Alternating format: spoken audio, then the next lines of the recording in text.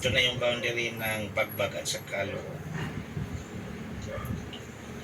Although normal talaga din na ganito yung kalsada. Ito, rough road, hindi siya simentado. So ganito na talaga dati pa. Kasi malapit na lang to, no, sa Biwo.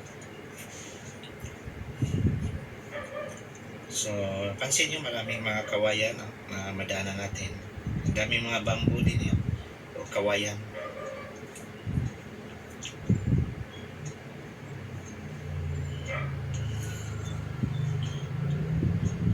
So doble ingat tayo, no, kasi malambot ang lupa.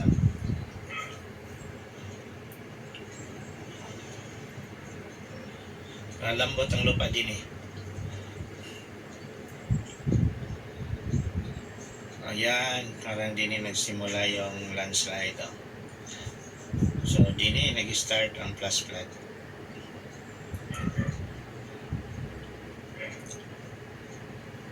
So ito na yung barangay Loo.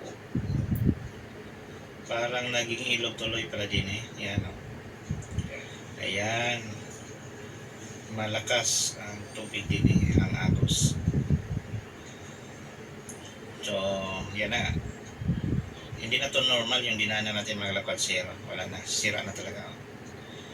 Mga tampak na lupa na yung dinaanan natin. Oh. So din mga lakwat-sero, ito plus flood siguro to. Ayan na nga siguro, landslide din plus flood. Yan na nga. Okay Brad, thank you. So sabi ng riders, hindi na daw madaanan. So dito na lang tayo, wala na, sarado ng kalsada. So mag-park muna tayo itong area na to. Wala na, dead end na. Wala, yung bahay wala na, lubog na. Okay, park muna tayo mga lakwat-sero. View. So nalipad ng ating biker. So punan natin ng video sa taas. So ito yung area na tinamaan talaga, napuruhan ng flash flood, landslide at saka flash flood. So ang nakita natin dyan mga bubong, pero yung kalahati ay lubog na yan sa lupa. O sa putik wala.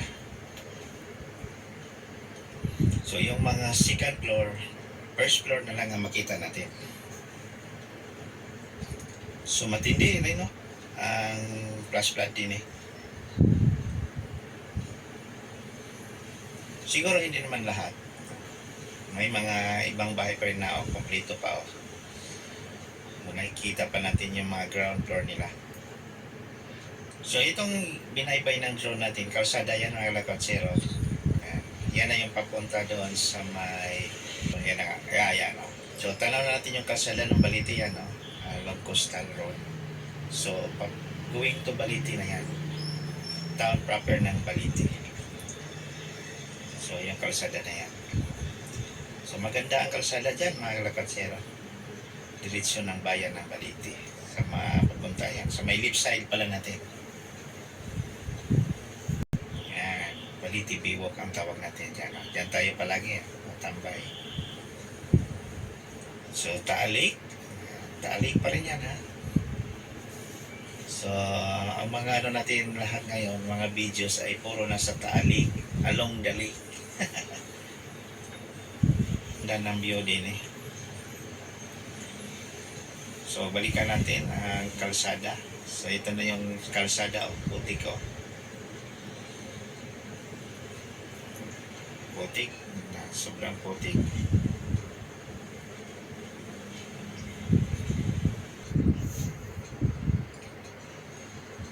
So yan yung lawak ng flash flood oh. So yan yung mga lakwat-sero. So yung mga bubong na lang yung nakita nyo, lubog na yan yung mga bahay sa baba. Pero mamaya, pagkatapos ng ating aerial view, doon na naman tayo sa ground video na naman tayo. Kasama natin ngayon si Tatay Ambo Kagitla. Yan. Ayaw ni Tatay na hindi tayo makabisita sa kanilang bahay. So ito yung bahay na nalubog na oh.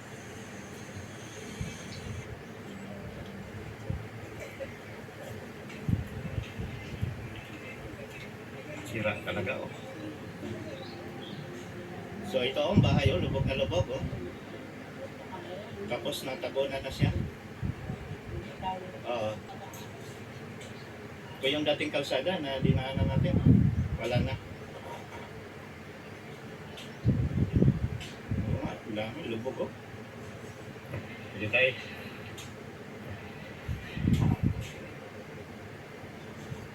Grabe, taas ang tubig din, eh, oh.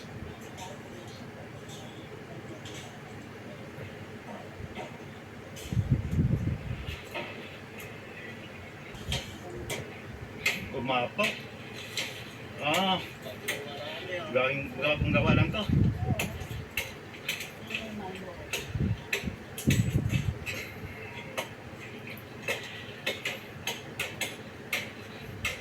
Ah, ang taas pala ng lupa.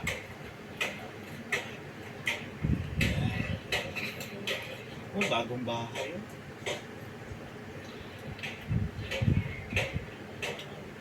Ay!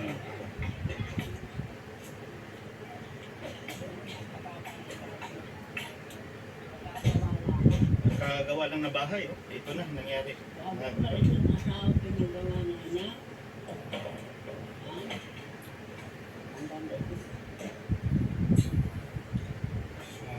Mga ilang feet to, tay? Ilang feet ang ano din, eh? Ilang kampit daw ate? Ang na ano din, eh? Ilang kampit daw? Yung putik na napasok din, eh. Yung bato nga ang may gatong din na. Oh.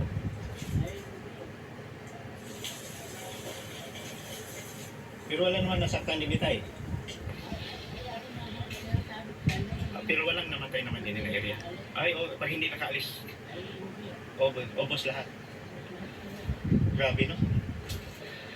Araw ba nangyari ito tayo? Araw?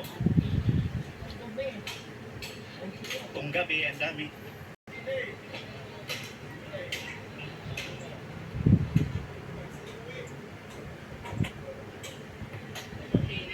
Oo.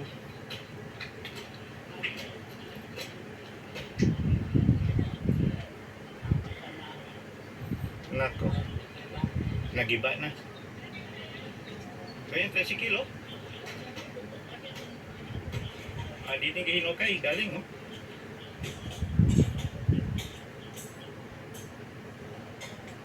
So, grabe talaga ang pinsala ng Bagyong Christine, no? So, balik na tayo.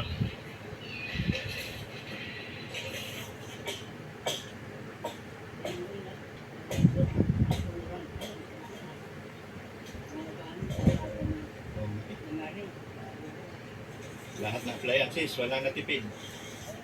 Lahat sira. So, yan yung lawak ng pinsala.